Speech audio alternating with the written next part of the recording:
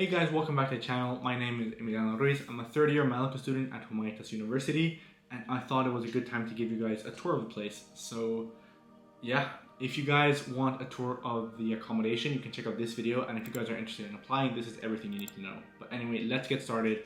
Let's go through the whole thing. Starting with the drone shot, you can see top left, the accommodation, then the research building, building A, building B, and top right is the new innovation building. Now we're going to start from the yard. Here you can see both the pitches for football and for beach volleyball, which we tend to use in the warmer months. Panning to the research building, then panning to building A and building B. We're going to get a bit closer and we're going to see both the research building and then building A and building B. We can't really see the innovation building from the yard, but we will see it later. And now we're going to be right in front of the research building to see building A and building B. This place is usually full of students when it's warm, not so much now that it's cold in November.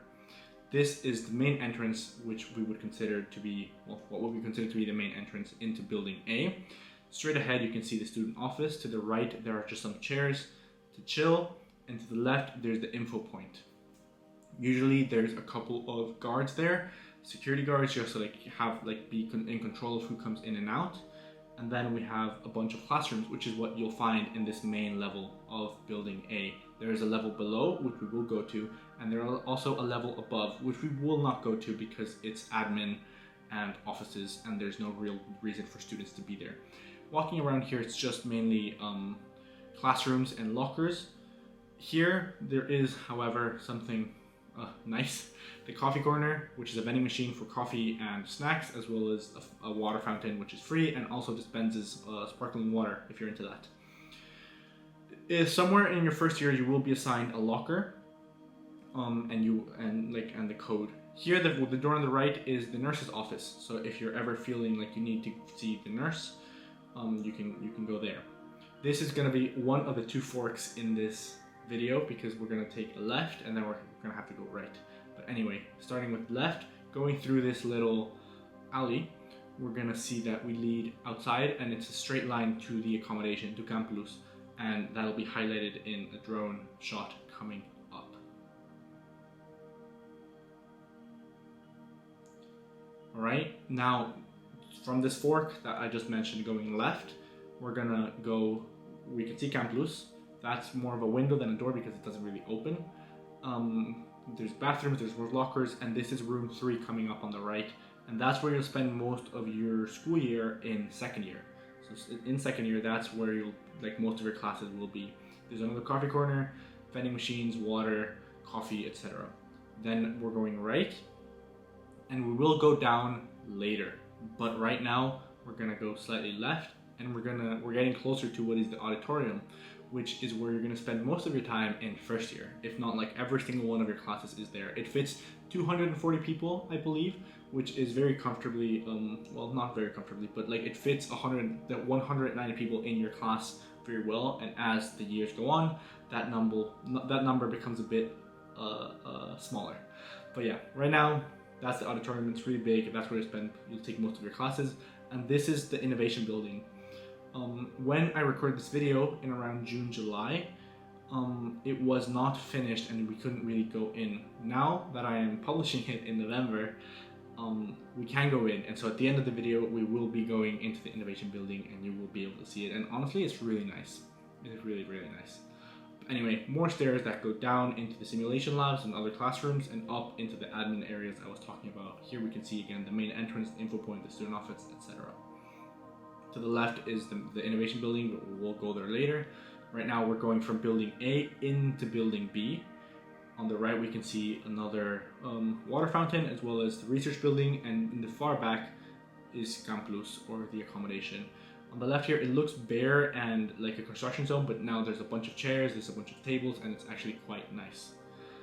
Now on the right there is a bathroom, and there's also the study hall, and we will also go into the study hall later. And on the left there is the bar. The Italians call it a bar, but honestly it's a cafe. They sell mainly coffee and bread and like pastries. They do also sell like sandwiches and savory food, lunches so to speak. This is another fork in which we're gonna go straight, but then we're also going up and down.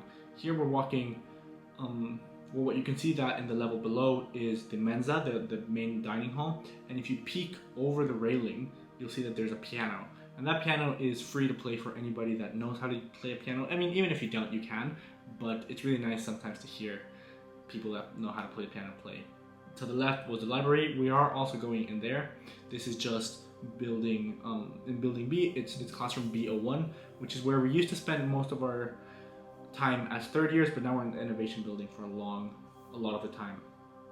Anyway, now we're going downstairs from our fork to check out the dining area. Down here there is bathrooms, there is the white coat room, and then there is the dining hall. That's basically all that there is here. And you can see that there's a bunch of seats, but honestly, a lot of the times it is full. And the university has been trying to like deal with that and grapple with that by making it, by staggering the times we have to go to lunch. So for example, I have a 2-hour break from 12:30 to 2:30. I think in first year you'd have a 1-hour break from 1 to 2 or something like that.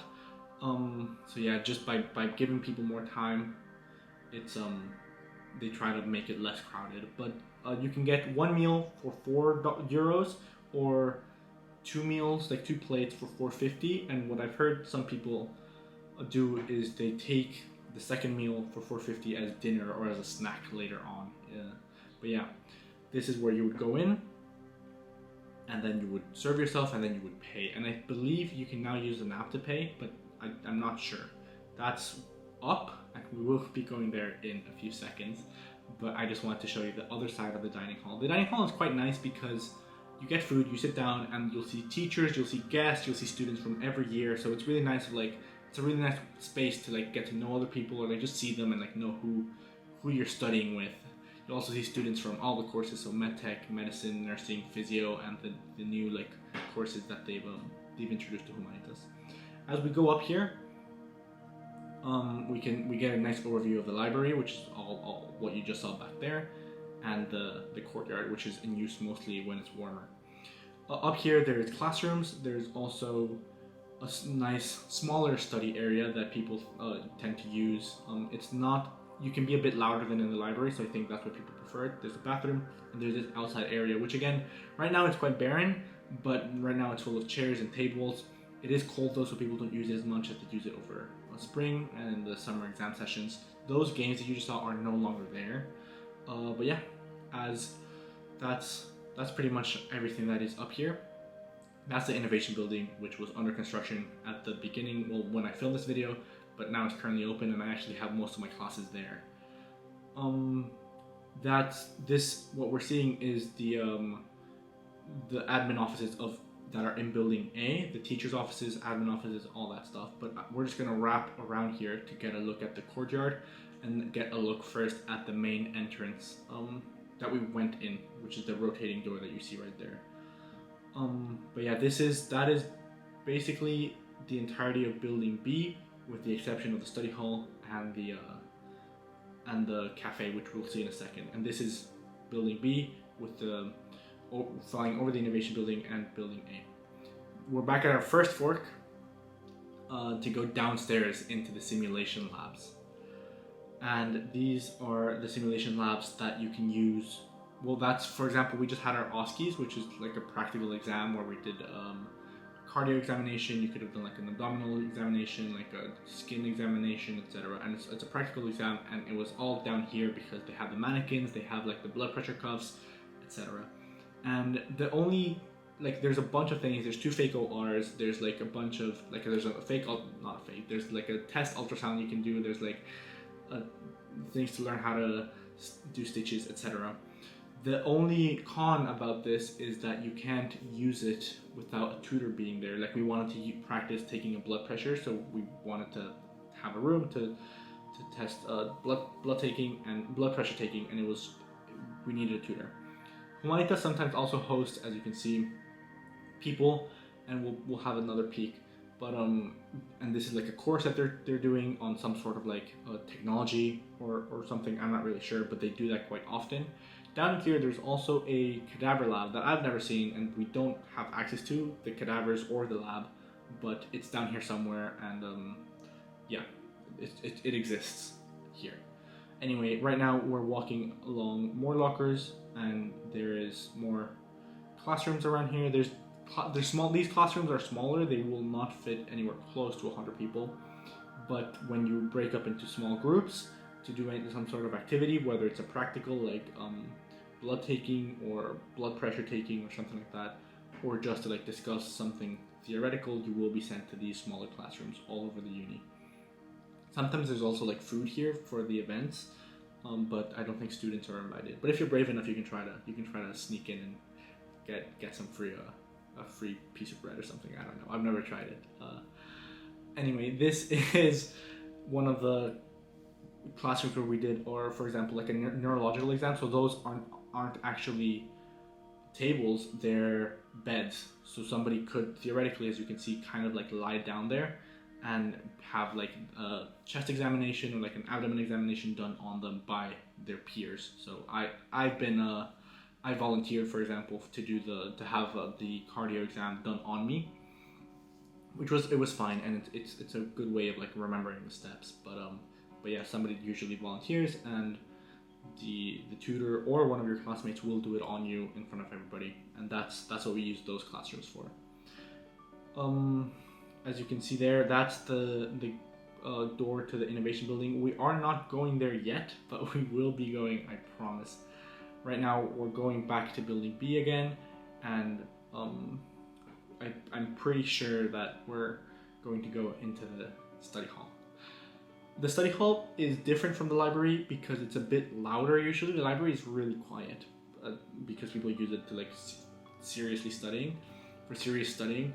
But the study hall is always a bit louder. You have a microwave in there, which you can use if you're like taking your lunch on the weekdays and you want to heat it up. There's like more collaborative tables. There's bigger tables. People usually go and like talk. There's like a bit more of like a teamwork vibe than the library, which we'll see later. There's also the vending machines. There's more than a few, so that also helps to make it a bit noisier. People like just talking around the social area of the vending machines. Now we're going into the cafe. In the cafe, you can buy sandwiches mainly, like a salad bowl if you want. But I think the main use people have for it is coffee and some sort of pastry, which is a very typical Italian breakfast. When I say coffee, I mean like an espresso shot. But yeah, those doors you saw on the left, you can use to get to the innovation building, even if it's not the main way. These rooms are like another like group study room. They also have microwaves, and that means that people like go there during lunchtime to heat up their food. And in spring, you can sit outside if you feel like you need the vitamin D, which a lot of us do after winter, because winter is a time when the sun hides at 4 and it's cold and you don't really go outside that much. But yeah, this place during lunchtime and in the mornings will have a huge line, and it's a bit of a pain. Merch, if you want Humanitas merch, you don't need to be a student to get it. If you're like visiting or something, I'm sure you can get it. I don't think it's very cheap, but you can do it if you want. And now we're going to the library. The library is usually it gets more filled up as the year goes on. At the beginning of the year, it's usually very empty. People aren't really studying. We don't even have that much to study. But as the year goes on, it gets much more full, and towards the end, even on Saturdays and Sundays, you have to get there early if you want to snag a seat. So it is advisable that you do that if you want to do that, or if you live in the city, to just find somewhere else to study. But as you can see, this was a weekend, but it was exam session, so it is quite full. It gets fuller to the point where you can walk in and not see a single free seat and just leave. Yeah, but that's pretty much it. You can turn on the overhead lights. There's places to plug in your laptop. There's places to print. That's also in the library. It's a small door we passed on the right, and yeah, it's free, black and white. You can print as much as you want. Just think about the trees, please, for the sake of the environment. And right now we are walking to the innovation building. This video I took a few weeks ago. Now you can see this area that people gather in to drink coffee or have lunch or something. It's way nicer than the construction that they had before, and I think they're still working on something behind, but it's not. I don't think it's going to be for students. The innovation building is, I'm pretty sure, called Roberto Roca Innovation Building, which is one of the founders of don't quote me on that. But to the left there's an info point. Then all of these fish tank classrooms are actually quite nice because the auditorium, I didn't show it, but it has no windows, so you will you miss windows, and these massive windows are so nice, and you can draw the blinds so you don't actually get distracted. The two top floors are accessible by elevator, which you saw, but are not accessible to students. They're not open to students. They asked us to not go upstairs. I think it's just more like HR and like meeting rooms, conference rooms, etc. But yeah, I've had most of my classes in room FO3. So if you're visiting at Humanitas, shoot me a text on Instagram or just drop by FO3. No, please DM me. Right now, that's not my class. I was not skipping. But yeah, that's the innovation building, and that's all of Humanitas that we're available that we can see. The research building is not open for students usually, unless you're invited or you're collaborating with a professor, but usually like you wouldn't have any lessons in there or any reason to go. It's not forbidden, but I think you would need to be accompanied by a tutor, by a teacher, or have a reason to go. That's all for the tour. Thank you so much for watching, and I'll catch you guys next week.